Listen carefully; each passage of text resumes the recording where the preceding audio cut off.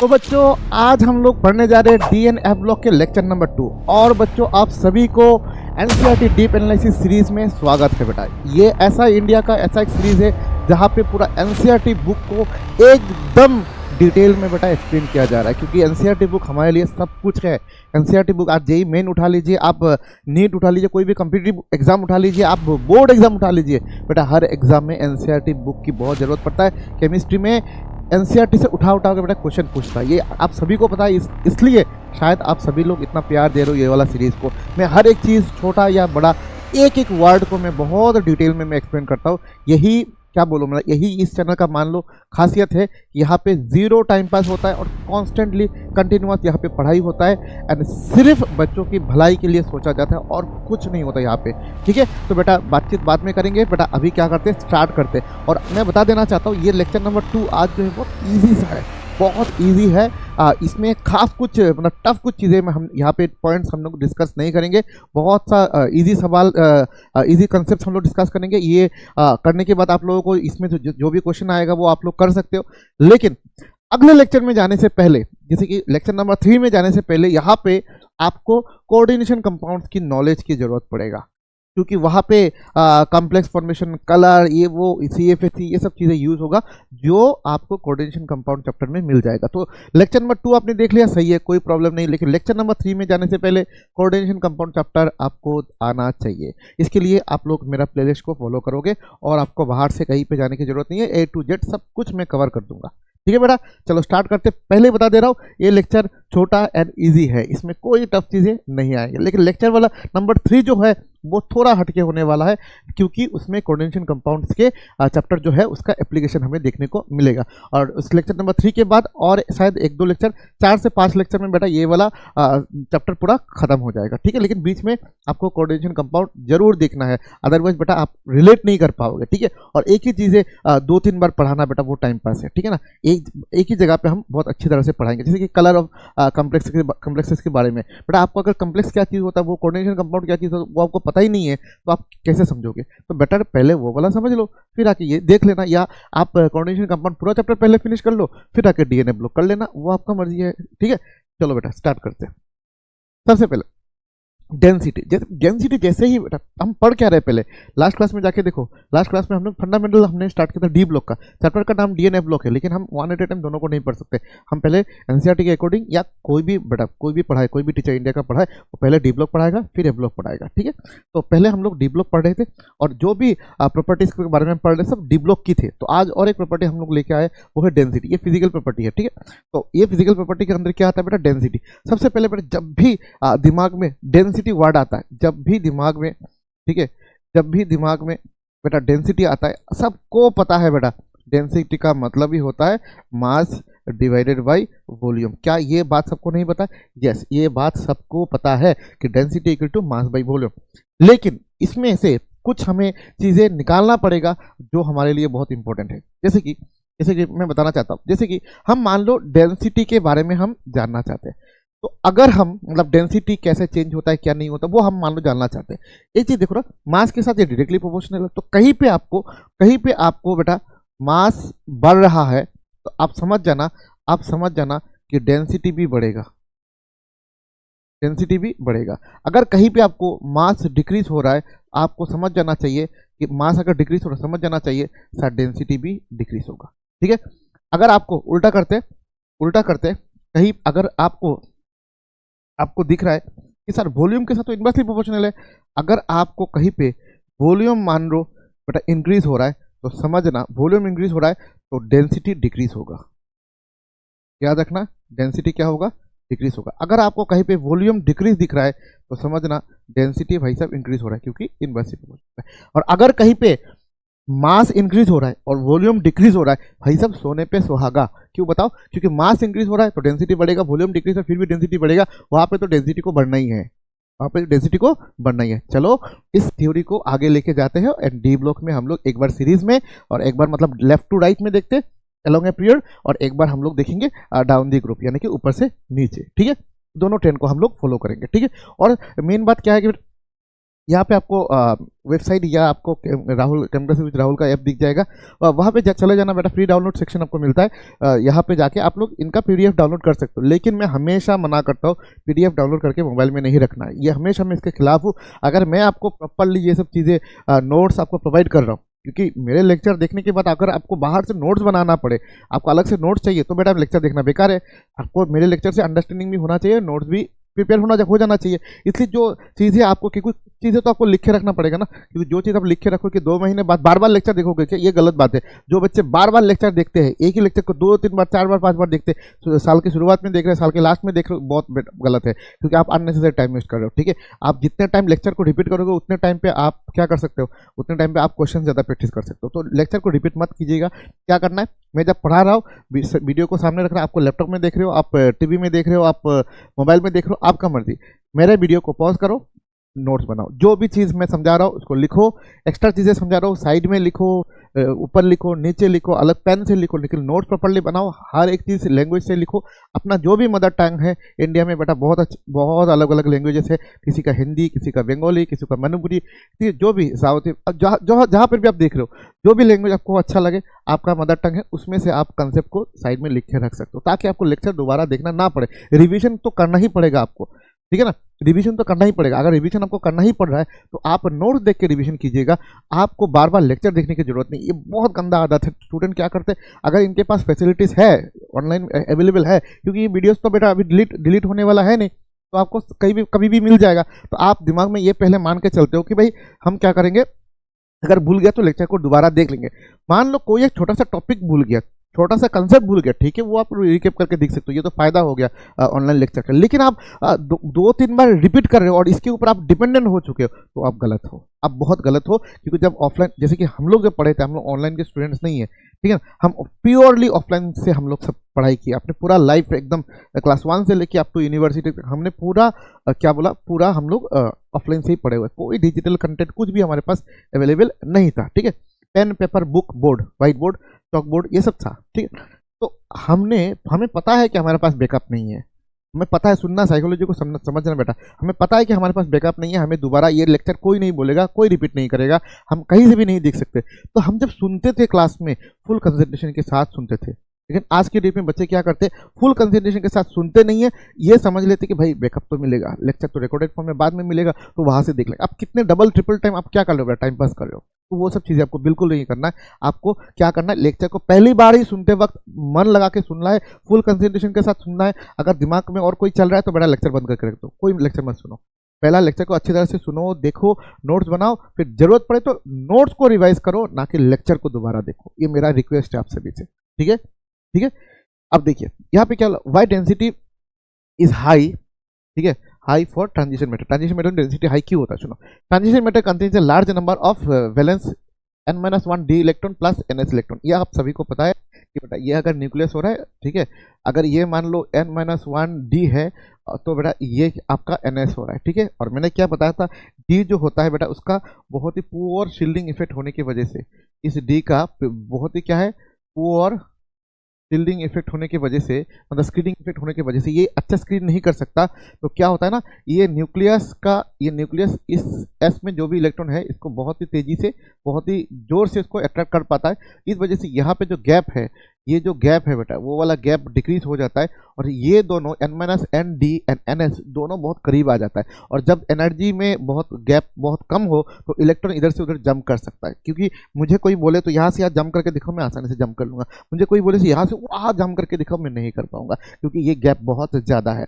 तो जब यहाँ पे एनर्जी का गैप कम दिखता है तो इलेक्ट्रॉन इधर से उधर आना जाना करता रहता है। तो कभी n-1 d से इलेक्ट्रॉन s में चला जाता है, ठीक है, इसमें कोई प्रॉब्लम नहीं है। इसलिए यहाँ पे लार्ज नंबर ऑफ इलेक्ट्रॉन होता है वैलेंस शेल में।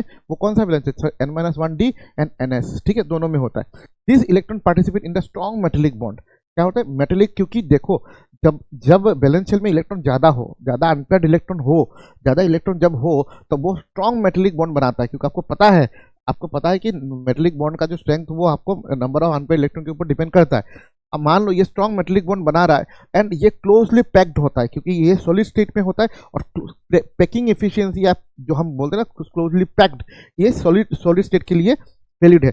तो ये सब आप ले लो ना बीच में बेटा, आयरन ले लो, कोबाल्ट ले लो, गोल्ड ले लो, पैलेडियम ले लो, सिल्वर ले लो, ये सब के सब क्या है भाई, सॉलिड है, ये सबके सब सॉलिड है। तो ये क्या करोगे आप, ये बहुत टाइटली पैक्ड होते हैं, बहुत ही टाइटली पैक्ड होते हैं, एंड ये क्रिस्टल स्ट्रक्चर फॉर्म में एग्जिस्ट करते हैं, ठीक है। अब इसमें एटॉमिक, अगर मान लो किसी का, मान लो कोई यहाँ पे क्या बोला कि एटॉमिक वॉल्यूम आर स्मॉल, क्यों बताओ, कोई अगर टाइटली पैक्ड है और उसका मतलब और भी है, जैसे कि ये न्यूक्लियस मान लो, इसको बहुत तेजी से क्या कर रहा है, अट्रैक्ट कर रहा है, बहुत जोर से उसको अट्रैक्ट कर रहा है, तो कॉन्ट्रैक्शन होगा, कॉन्ट्रैक्शन होने से बेटा वॉल्यूम घट जाता है। यही बात है, बहुत इंपॉर्टेंट लाइन है कि एटॉमिक वॉल्यूम जो होता है आर स्मॉल, क्यों, due to high effective nuclear charge.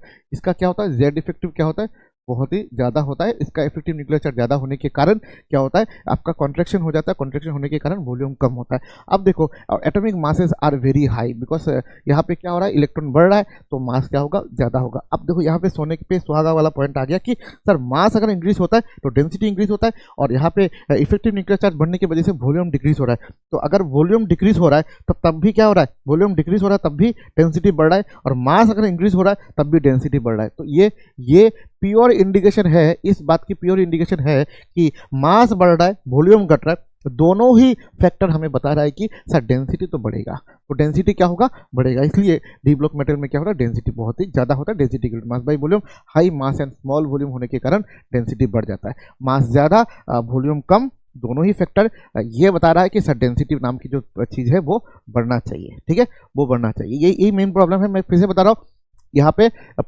पे जेड इफेक्टिव क्या होता है, ज़्यादा होता है न्यूक्लियस, क्योंकि इसमें पुअर शील्डिंग इफेक्ट होता है, और इसमें क्या हो रहा है कि न्यूक्लियस बाहर के शेल की जो इलेक्ट्रॉन है, वैलेंस शेल के इलेक्ट्रॉन है, वो उसको तेजी से जोर से पकड़ पा रहा है, कॉन्ट्रैक्शन हो रहा है, साइज घट रहा है। मतलब मैं साइज को यहाँ पे वॉल्यूम के साथ कंपेयर कर रहा हूँ, तो वॉल्यूम क्या होगा, घटेगा, वॉल्यूम घटेगा तो डेंसिटी बढ़ेगा। सिंस इलेक्ट्रॉन्स ऐड हो रहा है, ज़्यादा इलेक्ट्रॉन्स है तो इलेक्ट्रॉन है तो बेटा मास बढ़ेगा, मास बढ़ रहा है, वॉल्यूम घट रहा है, तो ये दोनों ही एक ही चीज़ को इंडिकेट कर रहा है कि सर डेंसिटी बढ़ेगा, डेंसिटी बढ़ेगा। मास बढ़ेगा तो डेंसिटी बढ़ेगा, वॉल्यूम घटेगा तो डेंसिटी बढ़ेगा, क्योंकि वॉल्यूम के साथ मास का इनवर्सली प्रोपोर्शनल है, ठीक है। अब देखो नोट सुंदर है बेटा, टू द पॉइंट नोट से आप पढ़ोगे मजा आ जाएगा आपको, ये सब नोट करके रखना है। अब trend across a period, across a period का मतलब होता है क्या, बोलो, एक्रोस ए पीरियड का मतलब क्या होता है भाई लोग बताओ। एक्रोस ए पीरियड का मतलब भी होता है बेटा left to right. Across a period का मतलब क्या होता है, left to right. Left to right हमेशा एटॉमिक वॉल्यूम क्या होता है, डिक्रीज होता है। एटॉमिक वॉल्यूम क्या होता है, हमेशा left to right atomic volume क्या होता है भाई, डिक्रीज होता है। याद रखना, एटॉमिक वॉल्यूम हमेशा लेफ्ट राइट क्या हो रहा है, डिक्रीज हो रहा है। क्यों, क्योंकि भाई left to right common trend बेटा, लेफ्ट टू राइट साइज बढ़ता है, साइज घटता है। लेफ्ट टू राइट आपको कॉमन ट्रेंड है, आपको पता है बेटा, लेफ्ट टू राइट जाओगे तो बेटा साइज बोलो, साइज घटता है। आप साइज के साथ वॉल्यूम को कंपेयर कर लो, वॉल्यूम घटता है, इसमें किसी को डाउट नहीं होना चाहिए। तो वॉल्यूम घटता है, आपका इलेक्ट्रॉन अगर ऐड हो रहा है, भाई साहब, तो आपका अगर इलेक्ट्रॉन आपका क्या हो रहा है, इलेक्ट्रॉन अगर ऐड हो रहा है तो आपका क्या होगा, इंक्रीज होगा, आपका मास इंक्रीज होगा। अगर वॉल्यूम डिक्रीज हो रहा है, मास इंक्रीज हो रहा है, तो ऑफकोर्स डेंसिटी इंक्रीज होगा। क्यों बताओ, क्योंकि density equal to mass by volume. Mass increase हो रहा है, डेंसिटी वॉल्यूम डिक्रीज हो रहा है, दोनों ही फैक्टर एक ही चीज बता रहा है, सर डेंसिटी इंक्रीज होगा। क्या बता रहा है भाई, डेंसिटी इंक्रीज होगा, ठीक है। तो देयरफॉर डेंसिटीज क्या होगा, gradually increases across a transition series में लेफ्ट टू राइट में क्या होता है, हमेशा डेंसिटी नाम की जो चीज है वो क्या होता है, इंक्रीज होता है, ग्रेजुअली क्या होता है, इंक्रीज होता है, ठीक है। अब आए नेक्स्ट पॉइंट में जाए, देखो नेक्स्ट पॉइंट में बोला कि ट्रेंड किसमें बेटा, डाउन द ग्रुप में, मतलब ऊपर से नीचे, ठीक है, ऐसा ठीक है, ऐसा ऊपर से down the group density increases, ठीक है, density increase down the group भी बेटा डेंसिटी इंक्रीज हो रहा है। क्या आप बात कर रहे हो सर, एकदम सही बोल रहा हूँ बेटा, डेंसिटी डाउन द ग्रुप भी इंक्रीज हो रहा है। सर हम बिलीव नहीं करते सर, देखो मैं आपको बिलीव कराता हूँ, अब थोड़ा मन लगा के सुनोगे तो आप जरूर बिलीव कर लोगे। क्या बोला, डाउन द ग्रुप डेंसिटी क्या हो रहा है, इंक्रीज हो रहा है। क्यों, ड्यू टू सुनो significant increase in atomic mass. बेटा सिग्निफिकेंट समझते हो, वहां पे जो मास बढ़ रहा था, लेफ्ट में जो मास बढ़ रहा था, एक इलेक्ट्रॉन ऐड हो रहा है, तो 1 यूनिट करके बढ़ रहा है भाई मास, 1 यूनिट करके मास बढ़ रहा है। लेकिन वहां यहाँ पे मास बहुत यूनिट बढ़ रहा है भाई, 22, 40, 72, समझ रहे हो, 72, मतलब बैलेंस शेल में उतना इलेक्ट्रॉन, मास बहुत ज्यादा बढ़ रहा है, सिग्निफिकेंट बहुत ज्यादा बढ़ रहा है। तो सिग्निफिकेंट इंक्रीज क्या बोला गया कि significant increase in atomic mass, ये मानते हो कि नहीं? यस सर हम मानते हैं, एटॉमिक मास बहुत ही सिग्निफिकेंटली क्या हो रहा है, इंक्रीज हो रहा है, ठीक है। दूसरी बात बोला कि slide change in atomic volume उतना ज़्यादा। अब तुम लोग बोलोगे सर आप क्या बोल रहे हो sir, density equal to sir mass by volume होता है। आपने बोला कि सर मास इंक्रीज कर रहा है तो डेंसिटी बढ़ेगा, ये हम मानते हैं क्योंकि डायरेक्टली प्रोपोर्शनल है।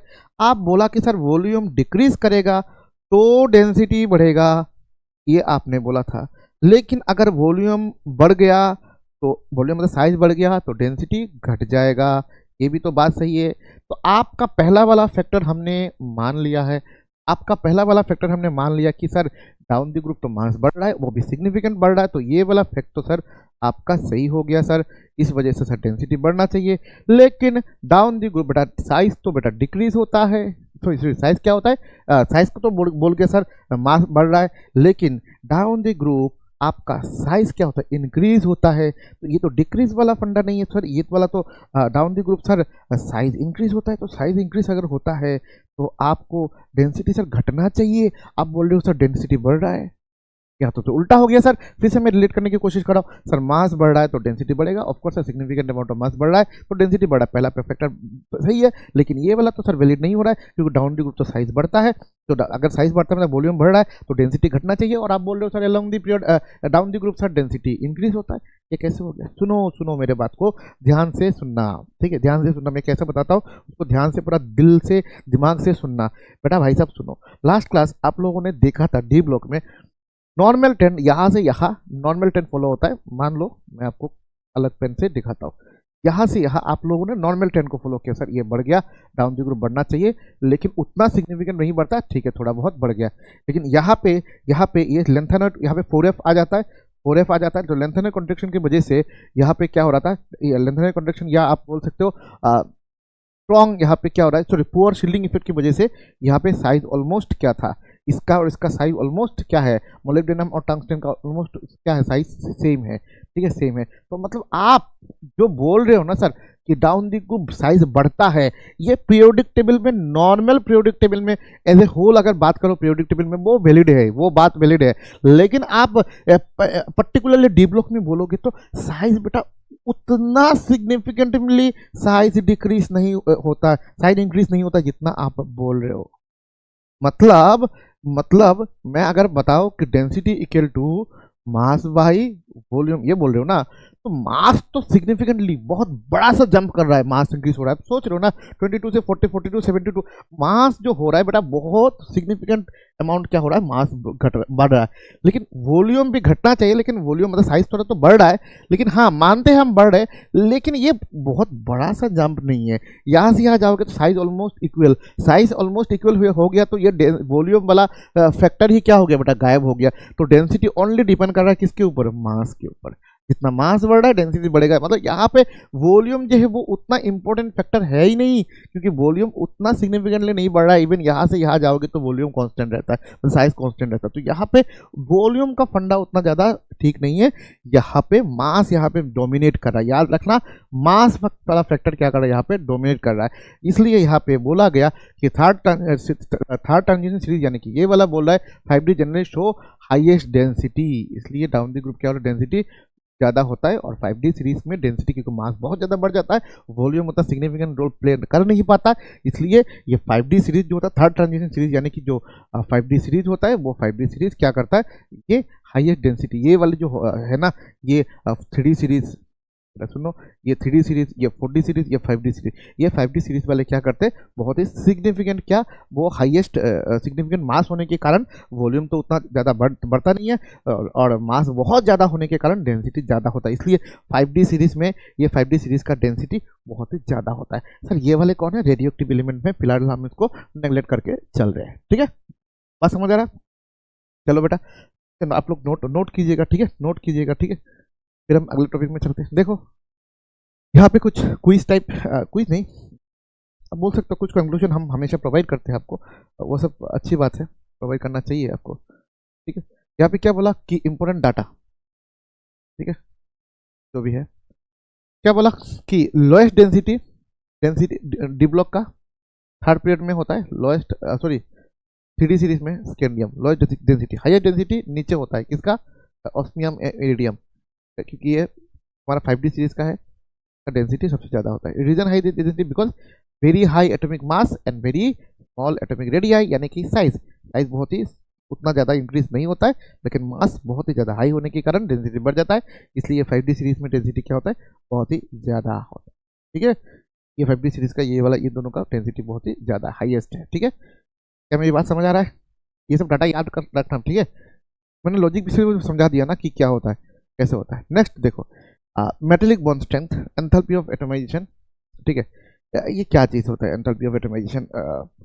मैं बताता हूँ, बहुत ही सिंपल। मैं आप लोग को सिंपल करने की कोशिश करूंगा, ना कि कॉम्प्लिकेटेड। ठीक है, जैसे कि आपने बोला सर, एक डेफिनेशन आप पढ़ते हो कि सर आयनाइजेशन एनर्जी, क्या पढ़ते हैं? Ionisation energy. तो लास्ट क्लास में पढ़े थे आयनाइजेशन एनर्जी। वहाँ पे आपने बताया कि सर आयनाइजेशन एनर्जी का मतलब होता है it is the amount of energy required to remove one electron from the valence shell of an atom in gaseous state.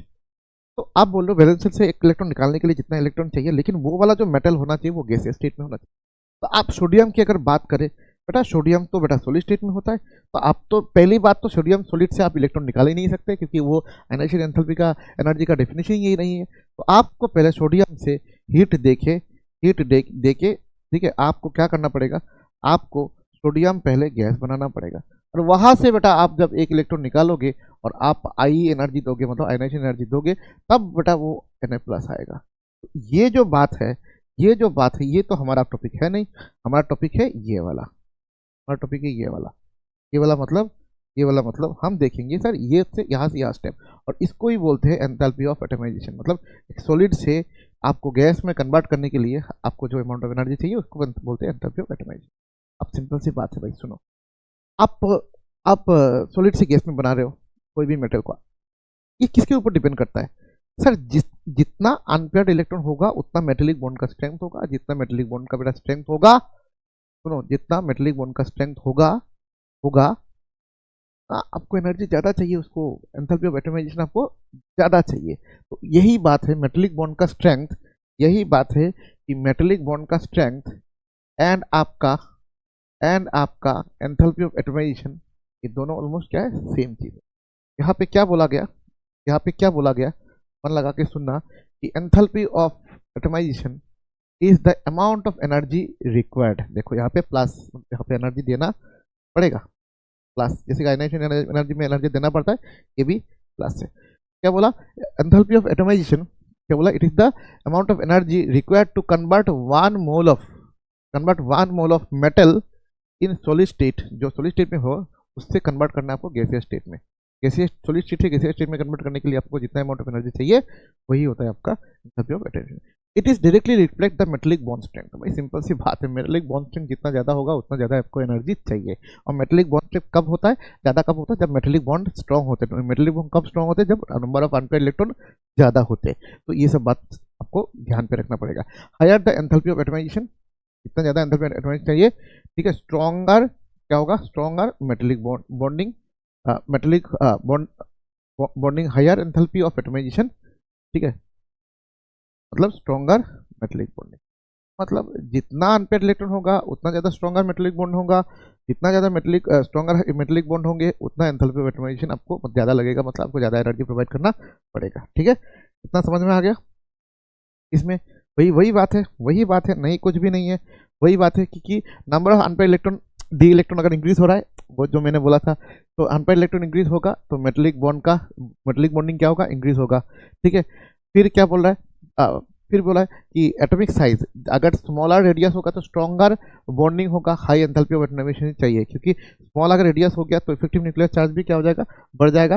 ठीक है, क्योंकि सिंपल सी बात है ना, वो न्यूक्लियस आराम से उसको पकड़ पाएगा। ठीक है, साइज छोटा है तो मेटेलिक बॉन्ड क्या हो जाएगा, बढ़ जाएगा, स्ट्रॉन्गर हो जाएगा ना, हायर एंथैल्पी ऑफ एटमाइजेशन हो जाएगा। क्रिस्टल ब्रेकिंग, इसका जरूरत, क्रिस्टल ब्रेकिंग का मतलब होता है जैसे कोई सॉलिड ना अलग अलग क्या बोलूँ मैं, ये सॉलिड स्टेट एक चैप्टर था आपका, वो हटा दिया गया एनसीईआरटी बुक से, वो फिलहाल अभी नहीं है सॉलिड स्टेट चैप्टर, वहाँ पे था एचसीपी, ठीक है, ये सब सीसीपी, ये सब था। तो उसमें मतलब क्लोज ब्रेकिंग का, उसमें सिंपल सी बात है ना, आप मैं चलो मैं कोई एक एटम के बारे में बात करता हूँ। मान लो एक एटम ऐसा है, ठीक है, ऐसा एक एटम मान लो अरेंज है, ठीक है, अरेंज है, और दूसरा एटम मान लो और कोई पैटर्न में एलिमिनेट, तो यहाँ पे आपको वॉइड दिख रहा है, वॉइड मतलब खाली एम्प्टी स्पेस दिख रहा है।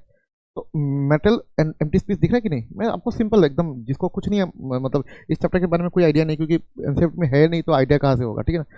मैं आपको बताता हूँ कि क्लोज पैक का मतलब होता है कि मेटल में तो मेटेलिक बॉन्डिंग होता है, इसमें दो मेटल कितना क्लोजली पैक्ड है, मतलब इसके बीच में जो वॉइड है वो कितना कम है, वो डिपेंड करता है। मेटल में पैकिंग एफिशिएंसी, इसको बोलते हैं पैकिंग एफिशिएंसी जितना ज़्यादा होगा उतना मेटल क्या होगा, स्ट्रॉन्ग होगा, किसमें, क्योंकि उसमें मेटेलिक बॉन्डिंग बहुत ही स्ट्रॉन्ग है। तो पैकिंग एफिशिएंसी वो मैटर करता है, क्योंकि क्रिस्टल पैकिंग जो स्ट्रक्चर होता है उसमें जितना ज़्यादा टाइटली पैक्ड है उतना ज़्यादा मेटेलिक बॉन्ड का स्ट्रेंथ भी उतना ज़्यादा माना जाता है। लेकिन ये वाला फैक्टर उतना खास इंपॉर्टेंट आपके यहाँ पे नहीं है, ठीक है, याद रखना। यहाँ पे दो ही चीज मैटर कर रहा है, स्मॉल साइज होना चाहिए एंड आपका नंबर ऑफ अनपेड इलेक्ट्रॉन ज्यादा होना चाहिए, ये दोनों फैक्टर हो गया तो भाई हो गया। देन अब हम जानने की कोशिश करेंगे एंथैल्पी ऑफ एटमाइजेशन, यानी कि मेटेलिक बॉन्ड का जो स्ट्रेंथ है वो अलोंग ए पीरियड क्या हो रहा है, ट्रांजिशन अक्रॉस ट्रांजिशन एलिमेंट, मतलब लेफ्ट टू राइट, ठीक है। अक्रॉस ट्रांजिशन एलिमेंट मतलब आपको लेफ्ट टू राइट वाला चल रहा है, ठीक है। आप देखो at the start of the series, अच्छा ये मैं तुमको बताना पड़ेगा। देखो आप पहली बात तो भाई इसको, ये जो ये वाला भाई साहब को याद रखना है पीरियोडिक टेबल को, और आपको सीरीज वाइज आपको होना चाहिए। जैसे कि मैं थोड़ा आपको चीज़ इसको समझाने से पहले थोड़ा चीज़ बता, चलो मैं 3D सीरीज लेता हूँ, चलो मैं यहाँ पे 3D सीरीज लेता हूँ, ठीक है, ठीक है। चलो एक ही सीरीज को पहले एक्सप्लेन कर लेते हैं, ठीक है, आपको बाकी समझ में आ जाएगा। 3D सीरीज की बात करें तो सबसे पहले कौन है, इंडियम, ठीक है। फिर चलो टाइटेनियम, ठीक है, वेनेडियम, क्रोमियम, मैंगनीज, ठीक है, मैंगनीज, आयरन, कोबाल्ट, निकल, कॉपर, जिंक, ठीक है। कॉन्फ़िगरेशन की बात करें, ठीक है,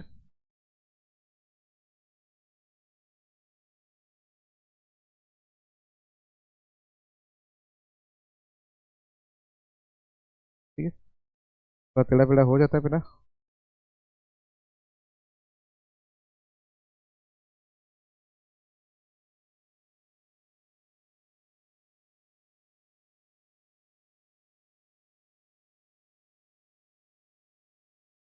ठीक है, थोड़ा टेढ़ा पेढ़ा हो जाता है बेटा, उसमें ध्यान नहीं देना है आपको, ठीक है।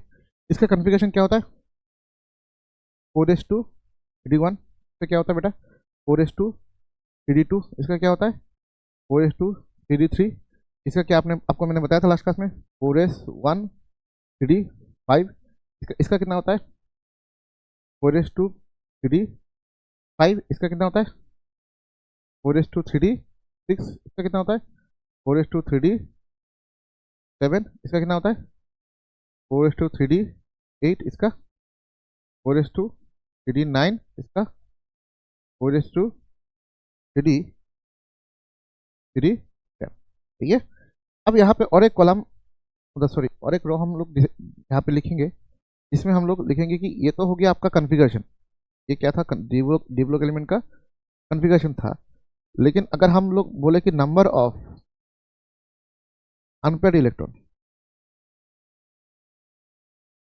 नंबर ऑफ अनपेड इलेक्ट्रॉन की बात करें तो इसमें कितना है, 4s में तो पेयर्ड है, जैसे कि 4s तो ये होता है बेटा, ठीक है, 4s ये इसमें दो इलेक्ट्रॉन पेयर्ड है। यहाँ पे क्या बात करें, 3D में देखो समझ लो, 1 2 3 4 5, ठीक है। 3D में कितना है, बोलो मेरे साथ, 3D में एक है, तो नंबर ऑफ अनपेड भी कितना हो गया, स्कैंडियम का एक हो गया, ठीक है।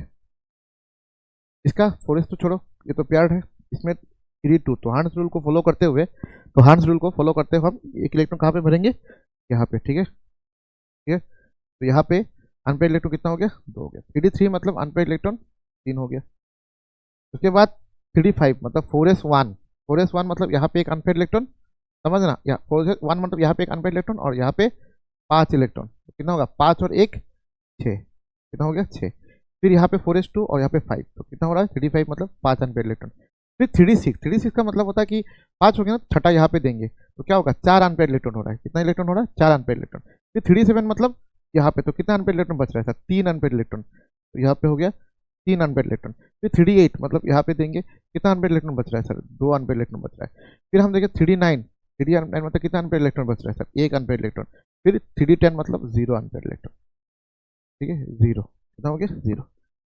ये अगर आपको समझ में आया, ये अगर आपको समझ में आया तो बाकी मैं एक्सप्लेन करता हूँ, आपको पूरा समझ में आएगा। समझना क्या बोला यहाँ पे कि भाई at the starting of the series, मतलब यहाँ पे बात कर रहा है, ठीक है, क्या हो रहा है, फ्यू अनपेड इलेक्ट्रॉन, देखो बहुत अनपेड इलेक्ट्रॉन एक दो ही है, लेकिन मतलब वीक बॉन्डिंग हो रहा है। अनपेड इलेक्ट्रॉन जितना कम होगा उतना बॉन्डिंग भी क्या होगा बेटा, उतना बॉन्डिंग भी आपका वीक होगा। जितना अनपेड इलेक्ट्रॉन कम होगा उतना बॉन्डिंग क्या होगा, वीक होगा। ऑन मूविंग टुवर्ड्स मिडिल, जब मिडिल में आएंगे, देखो 5-6 मतलब मिडिल में ऑलमोस्ट क्या है, ज़्यादा अनपेड इलेक्ट्रॉन है, बहुत ज़्यादा। अनपेड इलेक्ट्रॉन क्या होगा, इंक्रीज होगा। मिडिल में आओगे तो अनपेड इलेक्ट्रॉन क्या हो जाएगा, इंक्रीज होगा। जितना मिडिल तक आओगे अनपेड इलेक्ट्रॉन इंक्रीज हो जाएगा, ठीक है। फिर मेटेलिक बॉन्ड भी क्या होगा, मेटेलिक बॉन्ड भी बिकम स्ट्रॉन्गर। जितना अनपेड इलेक्ट्रॉन बढ़ेगा मेटेलिक बॉन्ड भी बढ़ेगा। आफ्टर द मिडिल, मिडिल के बाद धीरे धीरे देखो 4 3 5 4 3 2 1 0 क्या हो रहा है, अनपेड इलेक्ट्रॉन डिक्रीज हो गया। तो आफ्टर मिडिल मतलब D5, इसके बाद आफ्टर मिडिल D5 के बाद क्या हो रहा है, pairing of D electrons begins. यहाँ पे देखो पेयर होना स्टार्ट हो गया, क्योंकि हमको देना पड़ेगा ना नेक्स्ट इलेक्ट्रॉन को, तो पेयर कराना ही पड़ेगा, और तो जगह है नहीं। तो पेयरिंग स्टार्ट हो गया, तो अनपेड इलेक्ट्रॉन घट गया, तो मेटेलिक बॉन्ड क्या हो गया, वीक हो गया, ठीक है। देयरफॉर अब मेटेलिक बॉन्डिंग के साथ एंथैल्पी ऑफ एटमाइजेशन का क्या है, डायरेक्टली रिलेशन। तो देयरफॉर क्या होगा, एंथैल्पी ऑफ एटमाइजेशन जो होगा, ठीक है, वो क्या होगा, वो increases up to the middle. Middle तक अनपेड इलेक्ट्रॉन बढ़ रहा है तो एंथैल्पी ऑफ एटमाइजेशन बढ़ेगा। फिर एक्सट्रीम पीक में पहुंचने के बाद वो एंथैल्पी ऑफ एटमाइजेशन क्या हो जाएगा, डिक्रीज हो जाएगा। क्या हो जाएगा, डिक्रीज हो जाएगा। अब अगर इसका ग्राफ वगैरह ड्रॉ करो तो क्या होगा, बट ऐसा कुछ आएगा, ठीक है, बढ़ रहा है, पीक में जा रहा है, घट रहा है, उससे ज़्यादा क्या हो गया, घट गया। क्यों, क्योंकि enthalpy of atomisation directly proportional to metallic bond strength. सही है, बोलो रे सही है कि नहीं।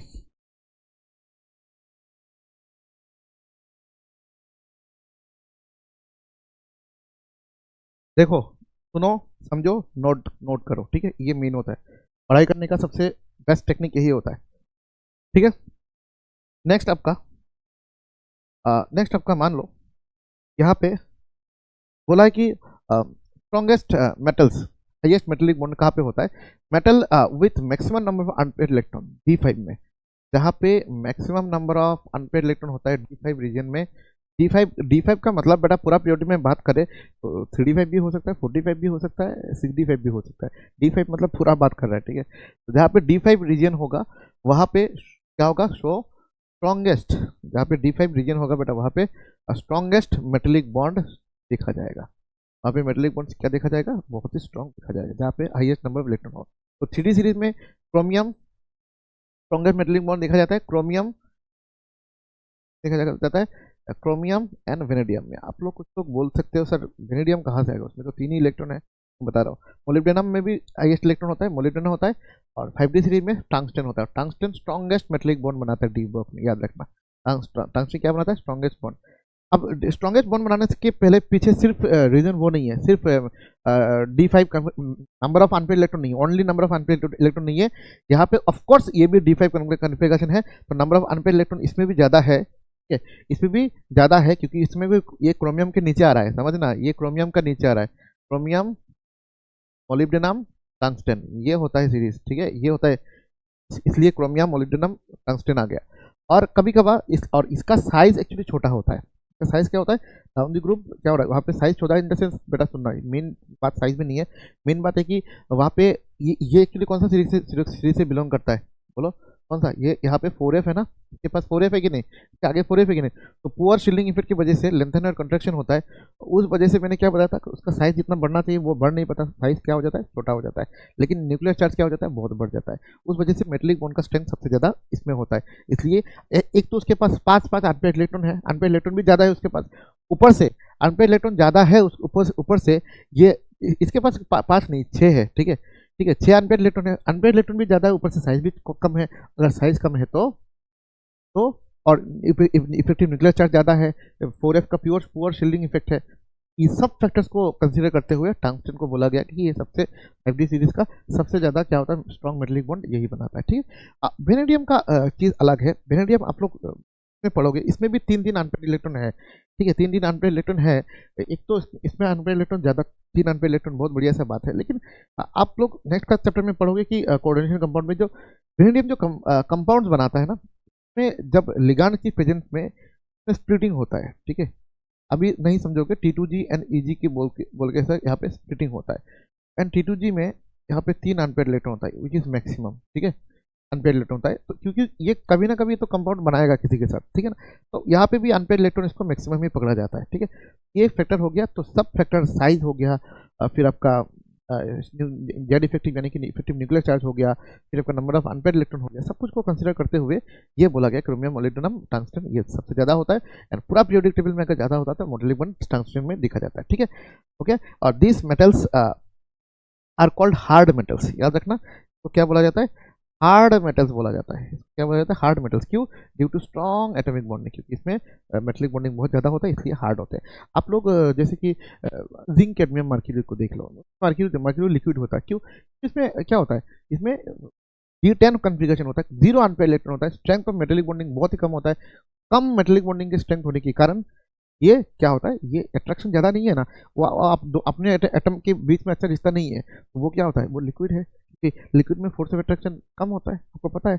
गैस में एकदम और भी कम होता है, सॉलिड में सबसे ज़्यादा होता है, इसलिए ये सब मतलब सॉफ्ट होता है, सॉफ्ट मेटल। एस ब्लॉक में देखिए सोडियम होता है, आपको उसको काट सकते हैं, रबर जैसा होता है, इसको काट सकते हैं, ठीक है। अब देखो weakest and lowest metallic bond strength, ठीक है। देखो जिंक, कैडमियम, मर्क्यूरी आ गया। ये देखो कोई भी अनपेड इलेक्ट्रॉन इसमें नहीं है, कोई भी अनपेड इलेक्ट्रॉन नहीं है। तो इसमें 3D10 configuration, no unpaired electron, 4D10 configuration, no unpaired electron, ठीक है। 5D10 configuration, no unpaired electron, कोई अनपेड इलेक्ट्रॉन नहीं है। तो भाई सब इसका तो मेटेलिक बॉन्ड स्ट्रेंथ वीक ही होगा इसमें। कोई चिंता करने के वाले विषय नहीं है। तो zinc, cadmium, mercury are called क्या, soft metals among the D block, मैंने आपको ऑलरेडी बता दिया था, ठीक है। और ये तो भाई साहब के बारे में क्या ही बात करें, ये जो जिंक है ये तो रूम टेम्परेचर में लिक्विड होता है, ये भी आपको सबको पता है, ठीक है। देन ऑर्डर देखो, टंगस्टन, मोलिब्डेनम, क्रोमियम स्ट्रेंथ, ये मैंने ऑलरेडी बता दिया आपको। ये अगर ज़्यादा हो रहा है मेटेलिक बॉन्ड तो उसमें ये देखो मेन चीज़ क्या है, एंथैल्पी ऑफ एटमाइजेशन। तो एंथैल्पी ऑफ एटमाइजेशन भी क्या होगा, टंगस्टन का ज़्यादा होगा, देन मोलिब्डेनम, देन क्रोमियम का, ये होता है। सब में 5D5 कन्फिगरेशन है, ठीक है। याद रखना, क्योंकि मेटेलिक बॉन्डिंग के साथ आपका किसका रिलेशन है, मेटेलिक बॉन्डिंग के साथ आपका क्या बोलते हैं, एंथैल्पी ऑफ एटमाइजेशन का डायरेक्टली रिलेशन है, ठीक है। ये भी मैंने बोल दिया, क्योंकि मेटेलिक बॉन्ड का स्ट्रेंथ जैसा होगा, शुरुआत में स्टार्ट में लो, देन मैक्सिमम, देन धीरे धीरे घट जा रहा है। तो जैसा मेटेलिक बॉन्ड का स्ट्रेंथ है, एंथैल्पी ऑफ एटमाइजेशन का ये सेम ही स्ट्रेंथ है। ये रिवीजन है बेटा, ये क्या है, रिवीजन है, ओके। कॉन्सेप्ट मेमोरी आप बोल सकते हो, ये भी मैंने बता दिया आपको। जस्ट मेमोरी ये सब लिख के रखो ना, अच्छा लगता है ना कॉपी में, अंडरस्टैंडिंग के साथ लिख के रख दो भाई, पढ़ोगे स्टार देख के रखोगे, बॉक्स बना के रखोगे, सुंदर लगता है ना कॉपी में, लिखो सुंदर करके, ठीक है। लिखने के बाद एक बॉक्स लगाओ, ठीक है, बॉक्स लगा दिया, फिर इसको ऐसा ऊपर स्टार देख के रखो, ठीक है, चारों तरफ स्टार से उसको कैद कर लो, ठीक है। देखो कितना कॉपी में कितना सुंदर लगता है, यानी ये सब पूरा दिमाग में छप जाता है। सर एग्जाम में क्वेश्चन आते ही सोचना नहीं है, सीधा OMR फिल कर दो। अगर नीट वाले हो तो OMR फिल कर लो, जेई वाले हैं तो टिक कर दो, ठीक है। माउस को लो, टिक कर दो, ठीक है। Then catalytic properties of transition metals, why transition metal act as a catalyst, मैं बताता हूँ, रीजन बताऊंगा। सबसे पहले तो कैटलिस्ट काम करता क्या है, वो तो पहले समझ लो, ठीक है। कैटलिस्ट करता क्या है, कैटलिस्ट ज़्यादा कुछ नहीं करता भाई। कैटलिस्ट करता क्या है, कैटलिस्ट ज़्यादा कुछ नहीं करता, मैं यहाँ पे समझा देता हूँ। कैटलिस्ट मान लो ये रिएक्टेंट है, ये प्रोडक्ट है, ठीक है, ठीक है। तो इसको क्या बोलते हैं, यहाँ पे बनाता है एक्टिवेटेड कॉम्प्लेक्स, और कोई इसको ट्रांजिशन स्टेट भी बोलते हैं ऑर्गेनिक केमिस्ट्री में, ठीक है। ये मोस्ट अनस्टेबल स्टेट है, हायर एनर्जी है। तो जैसे कि कोई भी एक रिएक्टेंट है और कोई भी प्रोडक्ट है, इसको ये वाला जगह तय करना पड़ेगा, तो ये वाला एनर्जी उसको गैप कवर करना पड़ेगा, तभी ये प्रोडक्ट में कन्वर्ट हो पाएगा। कैटलिस्ट क्या करता है, इसको ऑल्टरनेटिव पाथवे प्रोवाइड करता है, मतलब इसको एक ऑल्टरनेटिव पाथ दे देता है। ये बोलता है कि भाई कैटलिस्ट जैसे ही आएगा, कैटलिस्ट खुद रिएक्टेंट का रिएक्ट करके कुछ करके वो कर देगा क्या, वो सिस्टम का एक्टिवेशन एनर्जी को घटा देगा। ये that's minimum amount of energy चाहिए, उसने क्या कर दिया, एक्टिवेशन एनर्जी घटा दिया, ऑल्टरनेटिव पाथ दे दिया। अब ज़्यादा मॉलिक्यूल्स क्या कर पाएंगे, प्रोडक्ट बना पाएंगे। तो यही कैटलिस्ट का रोल है। कैटलिस्ट क्या करता है, फिजिकल केमिस्ट्री में मैंने पढ़ाया था आपको केमिकल काइनेटिक्स चैप्टर में, कि कैटलिस्ट क्या करता है, ऑल्टरनेटिव पाथ प्रोवाइड करता है। और ये जो पॉजिटिव कैटलिस्ट जो होते हैं वो क्या करते हैं, रिएक्टेंट के साथ रिएक्ट करके कुछ करके वो क्या करते हैं, हमारा जो एक्टिवेशन एनर्जी है वो गैप जो होता है, गैप को वो कम कर देता है। और गैप जैसे ही कम होता है तो आराम से रिएक्टेंट प्रोडक्ट में कन्वर्ट हो पाते हैं। ये कैटलिस्ट का रोल है, ठीक है। और डी ब्लॉक में ये ज़्यादा फेवर भी करता है। डी ब्लॉक में बेटा वेरिएबल ऑक्सीडेशन स्टेट होता है, ठीक है। वहाँ पे ऑक्सीजन स्टेट क्या होता है, ज़्यादा ऑक्सीजन स्टेट का आपको तो पता है, रेडॉक्स में आप पढ़ते हो, ठीक है। एक एपन स्टेट होता है, वो आपको पता है कि वेरिएबल ऑक्सीजन स्टेट होता है। अवेलेबिलिटी ऑफ डी ऑर्बिटल्स, इसमें डी ऑर्बिटल्स ज़्यादा होता है, ठीक है। इसके कारण से भी क्या होता है, वो रिएक्टेंट के साथ ज़्यादा बॉन्ड बना देते हैं, ठीक है। देन आप लोग अगर आप लोग निकल प्लेटिनम पैलेडियम आप लोग पढ़ते हो, हाइड्रोजनेशन रिएक्शन में डबल बॉन्ड हो गया, फिर आपका H2 निकल प्लेटिनम पैलेडियम दे दिया, फिर डबल बॉन्ड से सिंगल बॉन्ड हो गया, एल्किन से एल्किन बन गया। वहाँ पे आप लोग सोच सकते प्लेटिनम पैलेडियम ये सब करता क्या, निकल करता क्या, ये सरफेस प्रोवाइड करता है कि भाई आ जाओ, क्योंकि जिसको रिएक्ट करा रहे हो वो गैसियस है, तो गैसियस आपस में मिलेंगे नहीं, आ जाओ सरफेस प्रोवाइड करते हैं, सरफेस में वो तो एब्जॉर्ब हो जाता है, फिर वो रिएक्ट करना स्टार्ट करते हैं उसी सरफेस में, फिर एक कैटलिस्ट से वो अलग होकर नया मॉलिक्यूल नया कंपाउंड बना लेता है, मतलब एल्किन से एल्किन बन जाता है, ठीक है।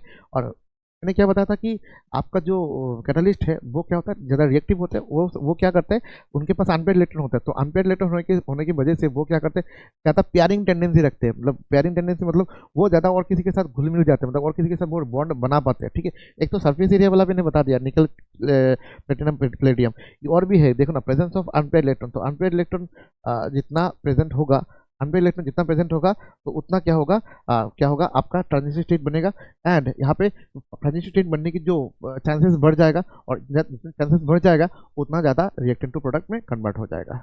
बात समझ में आ रहा है, क्योंकि कैटालिस्ट का काम ही है डिस्ट्रीब्यूशन एनर्जी को घटाना, वो कुछ भी करके वेरिएबल ऑक्सीडेशन स्टेट हो गया, वैकेंट डी ऑर्बिटल हो गया, फिर आपका लार्ज सरफेस एरिया हो गया, प्रेजेंस ऑफ अनपेयर्ड इलेक्ट्रॉन हो गया, ये तमाम कैपेसिटी आप डी ब्लॉक की मेटल के पास है, वो जाके किसी के साथ भी, कोई भी रिएक्टेंट के साथ भी घुल सकता है, घुल मिल करके, मतलब रिएक्टिवेट करके कुछ करके एक अनस्टेबल स्टेट बना देगा, मतलब लो एनर्जी वाला, और बनाने के बाद वो रिएक्टेंट को सपोर्ट करेगा प्रोडक्ट फॉर्म होने के लिए, ठीक है। तो ये डी ब्लॉक मेटल्स की खासियत है, इसलिए कैटालिस्ट में ढेर सारे में, यहाँ पे तो कुछ एनसीईआरटी का कुछ मैंने यहाँ पे डाला, 2-3-4 एनसीईआरटी से बाहर भी आपको दिख जाएगा, लेकिन बड़ा ढेर सारे कैटालिस्ट है, और मैं ज़्यादा नहीं दे सकता क्योंकि ये सब आपका सिलेबस में नहीं है, तो आउट ऑफ सिलेबस ज़्यादा पढ़ के कोई फायदा भी नहीं है, ठीक है। तो देखो यहाँ पे, ठीक है, ये आपको पढ़ना, ठीक है, मैं यही बता देता हूँ, जैसे कि आयरन एक होता है ना, आयरन मोलिब्डेनम, नहीं लिखा एनसीईआरटी है, तो ये क्या होता है, Haber's process of ammonia synthesis में इसको यूज़ किया जाता है, ठीक है। हेवर्स प्रोसेस फिलहाल अभी शायद वो यूज़ नहीं होते, लेकिन पहले इसको यूज़ किया जाता था, ठीक है।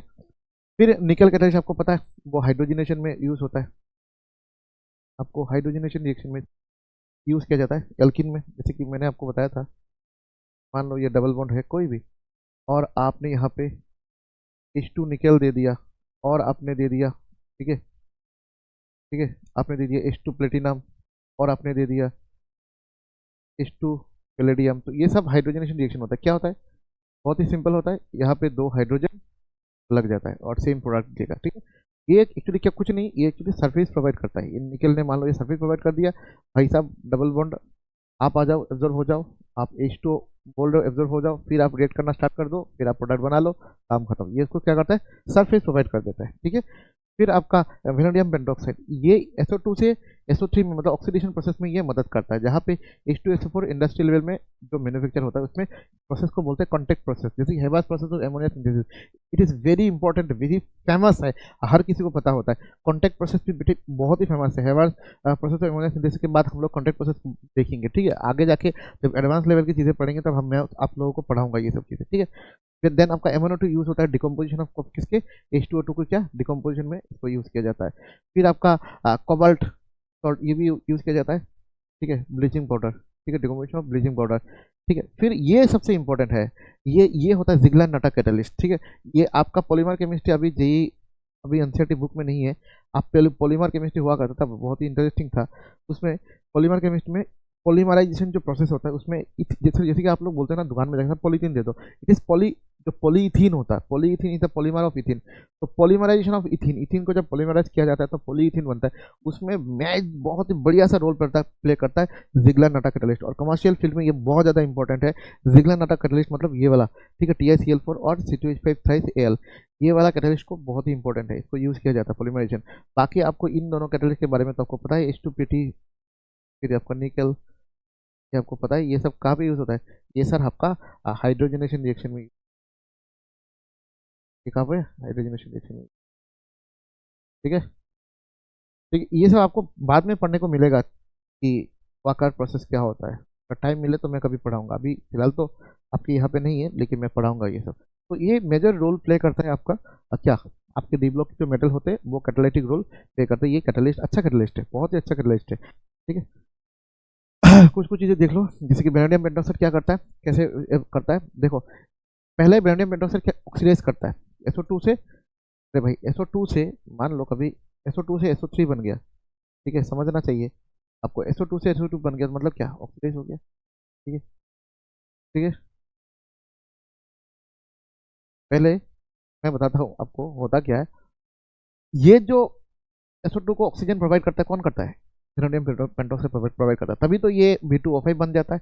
अभी क्या बन जाता है, ये V2O5 बन जाता है। फिर बाद में वो ऑक्सीजन गर्म करके, क्योंकि कैटलिस्ट है, बाद में वो एज इट इज निकालना भी पड़ेगा उसको। ठीक है, तो ये जो SO2 से SO3 होता है, जो सल्फ्यूरिक एसिड का प्रिपरेशन में यूज किया जाता है, तो ये वेनेडियम पेंटॉक्साइड का यहाँ पे रोल होता है। यही इसको क्या करता है, पहले ऑक्सीडाइज करता है। ठीक है, फिर यहाँ पे देखो डिटेल एग्जाम्पल देखो, Fe3+ कैटालाइज से आयोडीन ऑक्सीडेशन। आयोडीन का मतलब होता है I माइनस, मतलब क्या है, -1।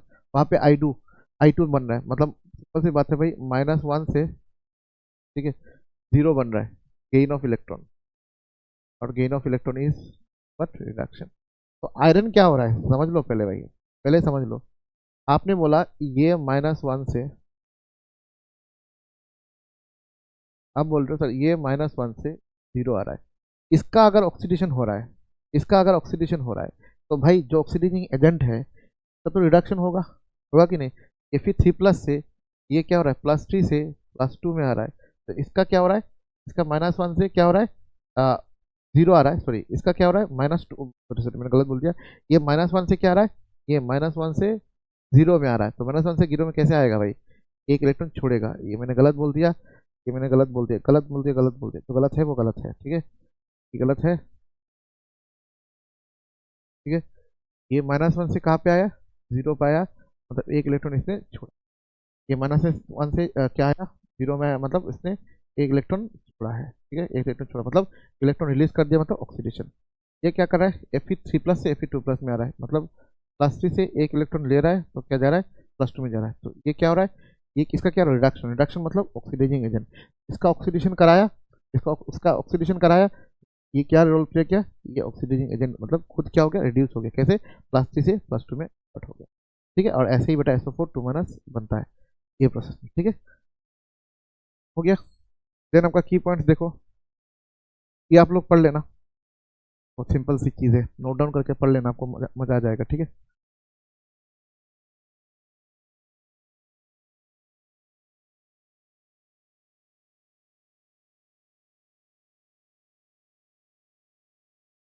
ये जो चीज़ जैसे कि देख रहे हो ना आप लोग, अगर मेरे सीरीज को आप लोग फॉलो करते हो, जैसे कि मैंने बोला कोई भी मान लो सॉलिड स्टेट में मेटल है, वो मान लो कैटलिस्ट है, वो बोला मैंने फाइनली डिवाइडेड मेटल्स है तो मोर सरफेस एरिया।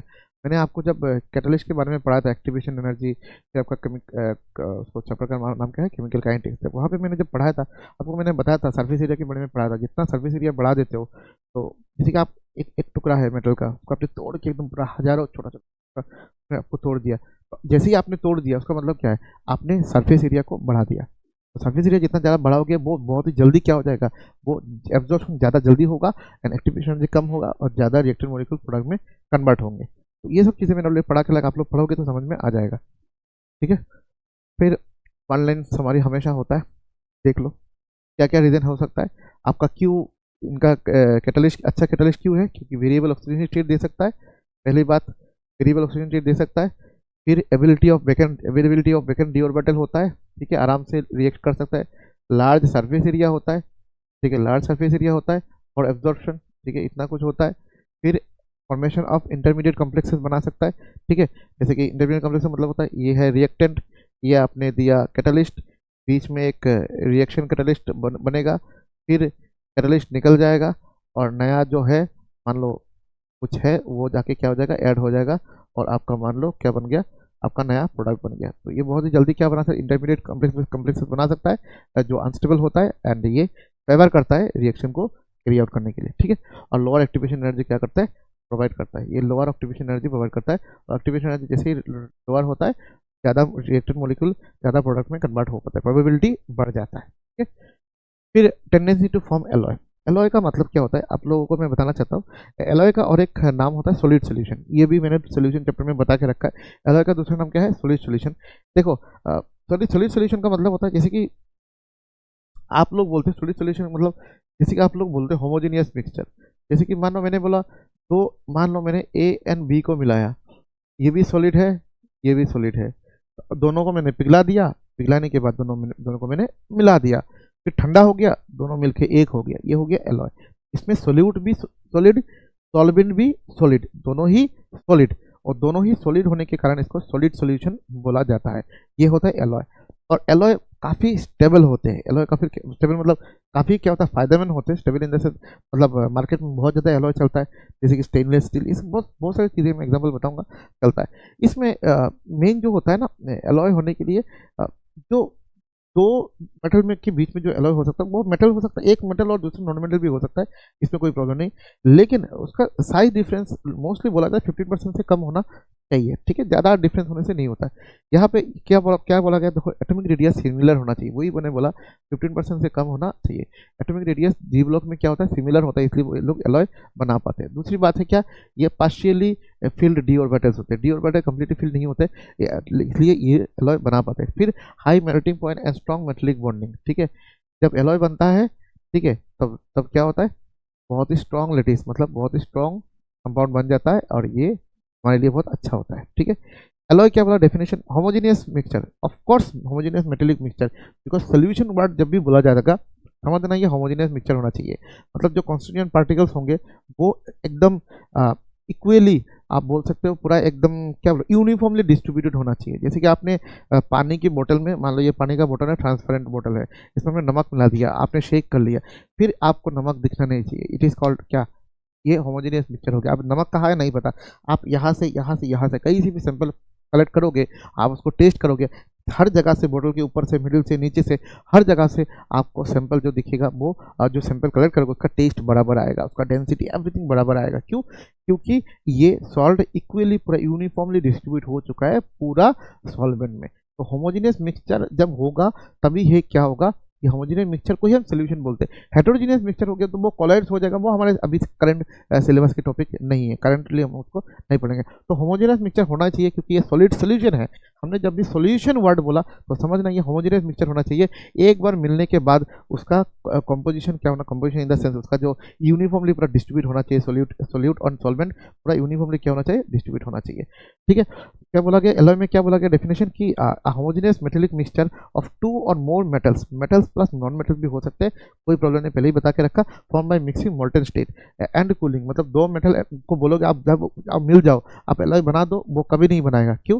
क्योंकि तो सॉलिड है भाई, एकदम टाइटली पैक्ड है, पिघलाओगे तो पिघल जाएगा, जो एटम्स है उसमें वो थोड़ा थोड़ा अलग होगा, फिर दोनों को पिघलाओगे तो एक की गैप में जाके दूसरा फिट हो जाएगा, तभी जाके ठंडा होगा, फिर से ये टाइट हो जाएगा, फिर आपका जो मेटल बना वो आपका एलॉय बना, वो प्योर मेटल नहीं है। ठीक है, ये होता है।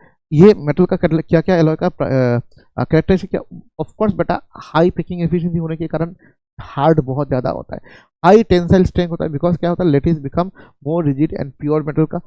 फिर क्या होता है यहाँ पे आपका बेटर कोरोशन रेजिस्टेंस। कोरोशन का मतलब होता है जैसे आयरन के केस में कोरोशन को हम क्या बोलते हैं, रास्टिंग। तो रास्टिंग ये होता है, जैसे कि मान लो आपने प्योर मेटल है, प्योर आयरन ली, तो आयरन का रास्टिंग बहुत ज़्यादा होता है, आपने उसका कुछ किसी के साथ मिला के एलॉय बना दिया, तो रास्टिंग क्या हो जाएगा, रुक जाएगा, यानी कि वो क्या हो जाएगा, मतलब स्लो हो जाएगा रास्टिंग। देन क्या होगा, बेटर कोरोशन रेजिस्टेंस, आप उसको भी ऐसे भी बोल सकते हो, बेटर आपका कोरोशन का मतलब क्या बोला मैंने, रास्टिंग, रास्टिंग से भी रेजिस्टेंस उसको मिलता है, मतलब स्लो होता है। फिर lower melting point and parent metal, lower melting point then parent metal, then क्या होता है सुपीरियर मैकेनिकल प्रॉपर्टी। इसका मतलब क्या होता है, सिंपल सी बात है, एक मेटल है, ऐसा है मेटल है, आप उसको आराम से बैंड बैंड कर सकते हो, तो आप बोलोगे सर ये तो मेटल है अच्छा लेकिन उतना हार्ड नहीं है, तो इससे मैं ज़्यादा काम नहीं कर सकता, और या इसको अगर मान लो मैंने इसको कहीं पे क्रेन या कहीं पे लगाया तो ये क्या हो रहा, टूट रहा है, तो आप बोलोगे नहीं नहीं इसको अच्छा नहीं है। किसी ने इसी को लेकिन आपने बोला सर ये इसका अच्छा क्वालिटी है, ये ज़्यादा रस्टिंग नहीं होता है, या और भी कुछ अच्छा क्वालिटी इसमें है, लेकिन इसका उसका स्ट्रेंथ उतना ज़्यादा नहीं है, मैकेनिकल सपोर्ट उतना ज़्यादा प्रोवाइड नहीं कर पाता, टूट रहा है, ये तोड़ रहा है। तो आपने क्या किया, उसको और किसी के साथ मिला के एक अलॉय बना दिया। फिर आपने बोला सर देखो मैंने कॉस्टिंग तो कमा दिया, लेकिन अभी ये टूटेगा नहीं, अभी ये आप तोड़ नहीं सकते, आप कहीं पे भी इसको लटका दो, कुछ भी कर दो, ये अभी इसका स्ट्रेंथ बढ़ गया। तो ये तो बहुत फायदा होता है इंडस्ट्रियल लेवल में, कमर्शियल लाइफ में हमें बहुत फायदा मिल रहा है इसलिए। ठीक है, मैकेनिज्म में क्या बोला, when metals with similar atomic radius, बार बार बोलता हूँ क्योंकि आप जब उसको मेल्ट कराओगे, फिर आप दूसरे मेटल को भी मेल्ट कराओगे, फिर आप जाके दोनों को मिलाओगे, तो एक गैप में दूसरा एटम आना चाहिए, तो साइज डिफरेंस ज़्यादा हो गया तो नहीं आएगा। तो इसलिए बोला कि when metals with similar atomic radius crystal structures are melted together, दोनों को मेल्ट करो एक साथ, एटम्स वन मेटल पीस दोनों को एक साथ रख दो, तो क्या होगा, अरेंज इनटू वर्ड्स, एक की गैप में दूसरा आ जाएगा, इसको बोलते हैं इंटरस्टिशियल, वर्ड को बोलते हैं interstitial of other lattice form the solid solution alloy. अभी वो क्या बन जाएगा, सॉलिड सॉल्यूशन, जिसका नाम बोलते हैं अलॉय। ठीक है, फिर देखो यहाँ पे कुछ अलॉयस के एग्जांपल है, ये इस एग्जांपल में मैं क्या ही आपको मदद कर सकता हूँ, ये आपका है। जैसे कि ब्रास कैसे बनता है बेटा, कॉपर एंड जिंक से ब्रास बनता है। जितने भी आपके बर्तन है, जितने भी आपके पास क्या है बर्तन है, जितने भी बर्तन आपके पास है, सारे बर्तन में, घर में जितने भी बर्तन होते हैं जो मोस्टली ब्रास के बने होते हैं। फिर आपका हो गया ब्रॉन्ज, हो गया, इनका कॉइन आपको मिलता है।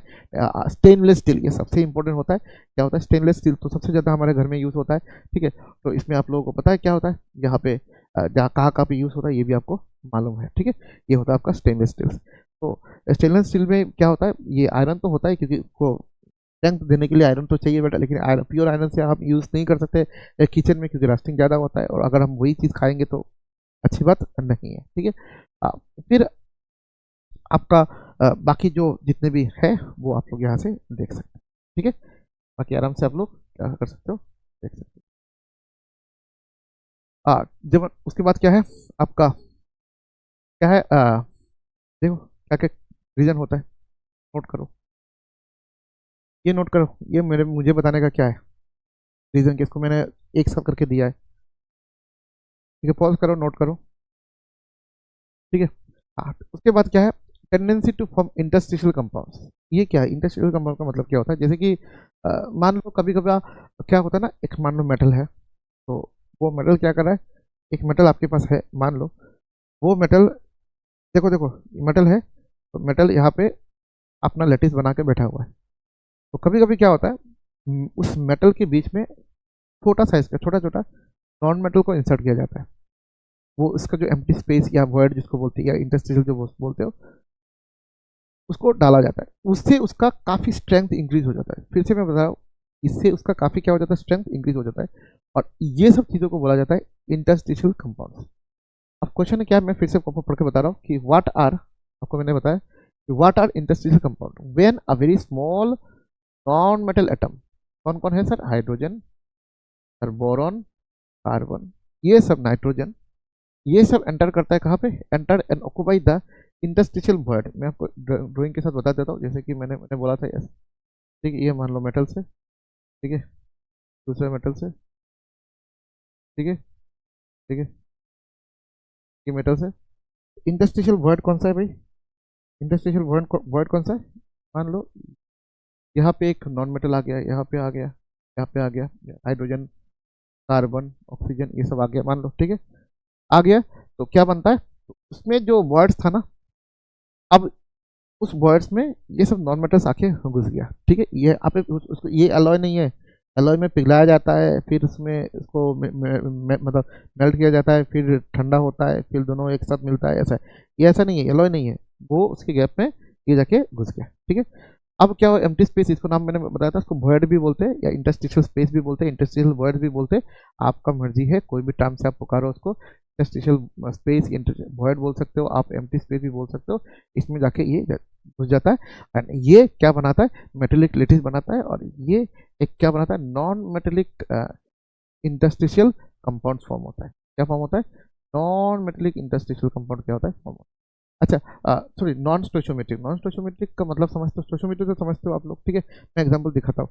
ठीक है, मतलब सिंपल सी भाई, होल नंबर रेशियो नहीं आएगा, नहीं आता हर टाइम, क्या नहीं आता, हर टाइम हर वक्त आपको होल नंबर रेशियो नहीं मिलेगा। जैसे कि V2O5, 2:5, ऐसा आपको जरूरत नहीं कि ऐसा मिलेगा आपको, 2:5 रेशियो आपको नहीं भी मिल सकता है। जैसे कि आपने बोला H2O 2:1, ठीक है, ऐसा होल नंबर रेशियो आपको नहीं मिल सकता, जरूरत नहीं है, ठीक है।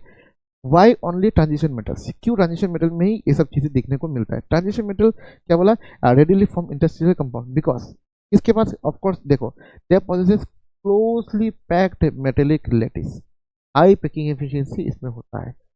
पैकिंग एफिशिएंसी क्या होता है, ज़्यादा होता है। पैकिंग एफिशिएंसी मतलब कितना टाइटली पैक्ड है। They have large atomic radii differences atomic radii difference compare to small non metal atom, ठीक है। दूसरा, देन स्ट्रॉन्ग मेटेलिक बॉन्डिंग होता है इसमें, वो सिर्फ कोवेलेंट कंपाउंड से भी ज़्यादा, ठीक है।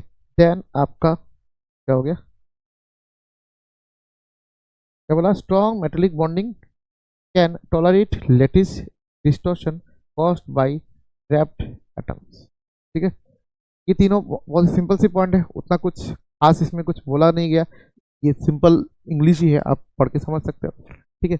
इसका कुछ एग्जांपल हम लोग लेते हैं, जैसे कि क्या होता है ट्रांजिशन मेटल एटम, जहाँ पे लार्ज एटॉमिक स्फीयर्स मैंने बताया था, अभी दिखाया था आपको, कुछ एटम्स आपको दिखाया था। फिर बोला स्मॉल एटम्स लाइक कौन कौन, हाइड्रोजन कार्बन, मोस्टली ये सब होते हैं, बोरॉन नाइट्रोजन ऑक्सीजन, ठीक है। ऑक्यूपाई क्या होता है, वर्ड बिटवीन देम, जो वर्ड खाली जगह होता है उसमें क्या होता है वो ऑक्यूपाई हो जाता है। फिर क्या होता है, इंटरस्टिशियल कंपाउंड फॉर्म हो जाता है, मतलब नेट मेटल प्लस क्या स्मॉल ट्रैप्ड एटम, ट्रैप्ड हो जाता है, याद रखना ये छोटा छोटा एटम जो होता है उसके बीच में ट्रैप हो जाता है। देखो ट्रैप्ड होने से बहुत फायदा होता है, मैं एक दो आपको फायदा बता देता हूँ। जैसे कि इनका कभी कभी ऐसा देखा गया, बहुत सारा इंटरस्टिशियल कंपाउंड है वो नॉर्मली जब वो मेटल प्योर फॉर्म में था, मतलब जब इसके बॉयड में वो नॉन मेटलिक मेटल्स नहीं आया था, तब इसका एक स्ट्रेंथ हुआ करता था, क्योंकि मेटल है भाई स्ट्रेंथ तो होगा। लेकिन वो आने के बाद उसका हार्डनेस इतना बढ़ गया, इतना हार्ड हो गया, वो ऑलमोस्ट डायमंड का जो हार्डनेस है वो अचीव कर गया। तो सोचो ये फायदा हुआ कि नहीं, ये इंडस्ट्रियल कंपाउंड बनाने से फायदा होगा, डायमंड की बराबर हार्डनेस भाई वो अटेंड कर गया। ये सब फायदा होता है इंडस्ट्रियल कंपाउंड बनाने से, ठीक है। अब यहाँ पे देखो प्रॉपर्टीज ऑफ इंडस्ट्रियल क्या, हाईली हार्डनेस बहुत बढ़ जाता है, डेंसिटी भी बहुत बढ़ जाता है, क्यों, क्योंकि भाई गैप ही नहीं है, ठीक है। फिर आपका हाई मेल्टिंग पॉइंट हो जाता है, मेटलिक कंडक्टिविटी रिटेन, हाँ मेटलिक कंडक्टिविटी मतलब सिंपल सी बात है, मतलब कुछ लोगों को लगता है सर यहाँ पे तो मेटल है, मेटल में तो फ्री इलेक्ट्रॉन होता है, तो फ्री इलेक्ट्रॉन होते हैं तो मेटल में मेटलिक कंडक्टिविटी होता है, तो अगर ऐसा नॉन मेटल डालेंगे तो सर मेटलिक कंडक्टिविटी से घट जाएगा, इसका सर मेटलिक प्रॉपर्टी लॉस हो जाएगा। नहीं नहीं, मेटलिक कंडक्टिविटी वो रिटेन रहता है, ठीक है, इसमें कोई प्रॉब्लम नहीं। लेस मेलेबल एंड डक्टिल होता है, ठीक है। अब देखो ऑल दो फिजिकल प्रॉपर्टीज चेंजेस, थोड़ा बहुत फिजिकल प्रॉपर्टीज चेंज हो रहा है, जैसे कि हार्डनेस वगैरह बढ़ रहा है, डेंसिटी हाई हो रहा है, हाई मेल्टिंग पॉइंट हो रहा है, फिजिकल प्रॉपर्टीज चेंज हो रहा है। लेकिन केमिकल प्रॉपर्टीज में यह बात याद रखना पड़ेगा, केमिकल प्रॉपर्टीज में कोई भी चेंजेस नहीं आता है, बट केमिकल प्रॉपर्टीज रिमेन क्या होगा, similar to the parent transition metal, मतलब वो इंटरस्टिशियल कंपाउंड बनाने से पहले जो था उसका केमिकल प्रॉपर्टीज होता है, मतलब वो पहले किसके साथ कैसे रिएक्ट करता था, उसका जो बिहेवियर है, रिएक्शन करने की जो बिहेवियर है, जो पैटर्न है, वो पहले जैसा था अभी भी वैसा ही रहेगा, इसमें कोई चेंजेस नहीं आएगा। बात समझ रहा है, इसमें कोई भी चेंजेस नहीं आएगा, अगर वो कितना भी इंटरस्टिशियल कंपाउंड बना दे इसमें कोई चेंजेस नहीं आने वाला है। सिर्फ फिजिकल प्रॉपर्टीज में चेंज होता है, hardness, density, melting point, boiling point, इसमें थोड़ा चेंजेस आता है, अदरवाइज कुछ नहीं, ठीक है। कुछ यहाँ पे इंटरस्टिशियल कंपाउंड आपके पास दिया गया, जैसे कि आयरन के साथ कार्बन को अगर दोगे तो वेरी हार्ड बन जाता है, ठीक है। तो ये कुछ एग्जाम्पल आपको टाइटेनियम के साथ हाइड्रोजन को देके, ठीक है, दिया गया, उनका प्रॉपर यूज भी दिया गया। तो ये आप लोग नोट डाउन कर सकते हो आराम से, बहुत मजेदार चीज़ है, आप आराम से बैठ के उसको नोट डाउन करो, ठीक है। इसमें मैं आपका मदद नहीं कर सकता। की पॉइंट्स है, मैं हमेशा की पॉइंट दे देता हूँ कि small atoms in big metals gaps makes super hard interstitial compounds, ठीक है, ये आपको पता है, लास्ट में कंक्लूजन दिया जाता है। तो अब देखो लास्टली क्या है, magnetic properties of transition metal. देखो अनपेयर्ड इलेक्ट्रॉन होते हैं, तो एक होते हैं पैरामैग्नेटिक सब्सटेंस और एक होते हैं डायमैग्नेटिक सब्सटेंस, ठीक है। तो डायमैग्नेटिक सब्सटेंसेस आर क्या होता है, attracted by the magnets, weekly बोलो या अट्रैक्टेड बाय द मैग्नेट, वो मैग्नेट्स उसको अट्रैक्ट करता है जो पैरामैग्नेटिक सब्सटेंसेस होते हैं। और दो टाइप के, अगर मैग्नेटिक बिहेवियर के बेसिस पे मैं आपको जज करूँ तो, और एक होता है डायमैग्नेटिक सब्सटेंस, वो strongly repel by the magnet, ठीक है। पैरामैग्नेटिक सब्सटेंसेस कब होंगे, जब इसमें पैरामैग्नेटिक सब्सटेंस कब होंगे, जब इसमें अनपेयर्ड इलेक्ट्रॉन हो, ठीक है। हाँ यहाँ पे है पैरामैग्नेटिक सब्सटेंस है, जब कब होंगे, जब इसमें मुझे लिखने की जरूरत नहीं, प्रेजेंस ऑफ अनपेयर्ड इलेक्ट्रॉन, जब अनपेयर्ड इलेक्ट्रॉन होंगे तब पैरामैग्नेटिक सब्सटेंस होंगे और they are attracted by the magnet. And diamagnetic substance कब होंगे, जब सब पेयर्ड होंगे, जब सब पेयर्ड होंगे तो उसको क्या बोला जाएगा, उनको बोला जाएगा डायमैग्नेटिक सब्सटेंसेस। डायमैग्नेटिक सब्सटेंसेस क्या होते हैं, पेयर्ड होते हैं। क्या होते हैं बेटा, पेयर्ड होते हैं। ठीक है, हो गया। अब मोर अनपेयर्ड इलेक्ट्रॉन स्ट्रॉन्ग पैरामैग्नेटिज्म, जितना अनपेयर्ड इलेक्ट्रॉन होगा उतना पैरामैग्नेटिक कैरेक्टर उतना ज़्यादा होगा। ठीक है, तो मोर अनपेयर्ड इलेक्ट्रॉन्स इक्वल टू क्या होगा, स्ट्रॉन्ग पैरामैग्नेटिज्म। ज़्यादा पैरामैग्नेटिक कैरेक्टर तभी आएगा जब नंबर ऑफ अनपेयर्ड इलेक्ट्रॉन बढ़ेगा। अब देखिए, अब यहाँ पे why transition metal show magnetism, और उसमें भर भर के अनपेयर्ड इलेक्ट्रॉन्स है, वो तो मैग्नेटिज्म शो करेगा। एग्जांपल मैंने यहाँ पे लिया 35, जितने ज़्यादा अनपेयर्ड इलेक्ट्रॉन है उतना ज़्यादा 37 हो गया, उतना ज़्यादा क्या होगा, मैग्नेटिक बिहेवियर वो शो करेगा। अनपेयर्ड इलेक्ट्रॉन अगर इसमें नो अनपेयर्ड इलेक्ट्रॉन होगा तो वो डायमैग्नेटिक हो जाएगा, मतलब ये अनपेयर्ड पैरामैग्नेटिक नहीं किया जाएगा। जितना ज़्यादा अनपेयर्ड इलेक्ट्रॉन होगा उतना ज़्यादा पैरामैग्नेटिक कैरेक्टर उतना ज़्यादा होगा। ठीक है, और paramagnetic substances are strongly attracted by the magnet. तो उसको सिंप्लीफाई करने के लिए एक टर्म यहाँ पे डिफाइन किया गया, तो पहले से भी था आपका एटॉमिक स्ट्रक्चर में, आप लोग पढ़े थे कि मैग्नेटिक मोमेंट। तो मैग्नेटिक मोमेंट वो भी स्पिन ओनली। ठीक है, मैग्नेटिक मोमेंट क्या होता है, root over n into n+2 bm। bm का मतलब होता है बोर मैग्नेटन। ठीक है, ये यूनिट होता है। एंड इसमें बोर मैग्नेटिक इसमें हो क्या रहा है कि n का मतलब होता है नंबर ऑफ अनपेयर्ड इलेक्ट्रॉन, कितना अनपेयर्ड इलेक्ट्रॉन है वो होता है आपका क्या मैग्नेटिक मोमेंट में जो आपका फॉर्मूला n है, इसमें n का मतलब होता है नंबर ऑफ अनपेयर्ड इलेक्ट्रॉन। ये क्या है भाई, ये तो हमारा यूनिट है। ठीक है, अब इसके इसके इसके हिसाब से आप लोग ये चार्ट में दे रहा हूँ, जैसे कि 3D सीरीज में मैंने बताया था, 3D सीरीज में थोड़ी देर पहले बताया था। 3D सीरीज में क्या हो रहा है, आप देखोगे तो पहला नंबर ऑफ अनपेयर्ड इलेक्ट्रॉन बढ़ रहा है, मतलब पैरामैग्नेटिक कैरेक्टर बढ़ रहा है, फिर अनपेयर्ड इलेक्ट्रॉन घट रहा है, पीक में जाने के बाद अनपेयर्ड धीरे धीरे अनपेयर्ड इलेक्ट्रॉन घटा है क्योंकि पेयरिंग स्टार्ट हो गया, तो आपका पैरामैग्नेटिक कैरेक्टर भी स्टार्ट मतलब बंद हो जाएगा। देखो स्कैंडियम स्टील के मैंगनीज तो नंबर ऑफ अनपेयर्ड इलेक्ट्रॉन क्या होता है, इंक्रीज होता है, आपको पता है ऑलरेडी। देन क्या होता है आपका मैग्नेटिक मोमेंट क्या हो जाएगा, बढ़ जाएगा, म्यू का वैल्यू क्या हो जाएगा, बढ़ जाएगा, क्योंकि mu is root over of n into n+2।